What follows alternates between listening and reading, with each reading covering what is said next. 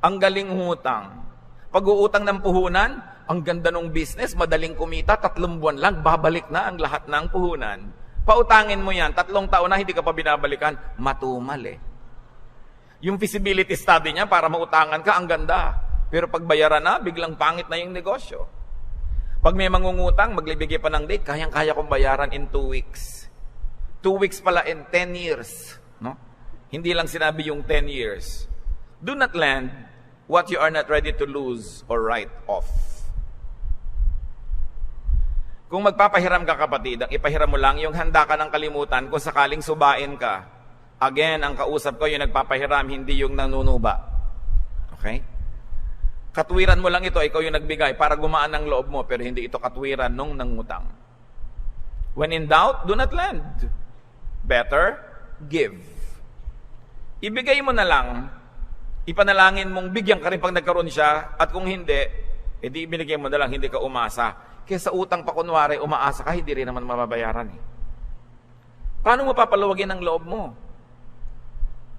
Balance in the universe will give you back what you give away. Pag may binigyan ka o pinuutang, hindi ka binayaran, babayaran ka ng universe, babayaran ka ng langit, another way. At ituring mo na lang ito.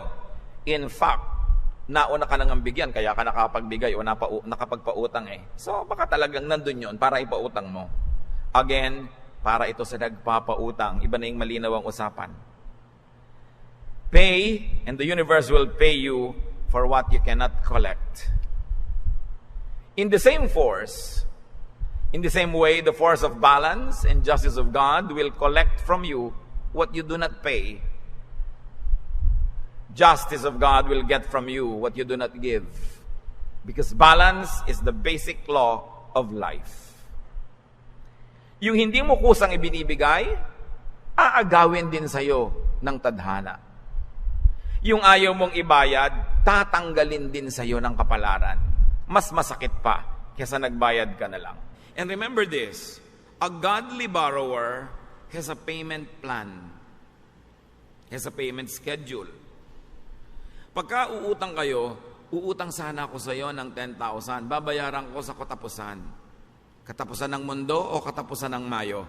Kailangan kasi malinaw, kasi iba talagang katapusan pala ng mundo ang bayaran. Hindi sinasabi kung kailan.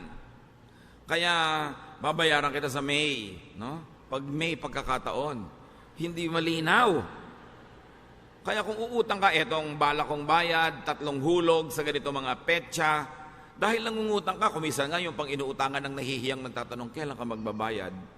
Nababaligtad eh, yung pang inaabala at inuutangan ang nakikiramdam kung kailan siya babayaran. Tama ba yon?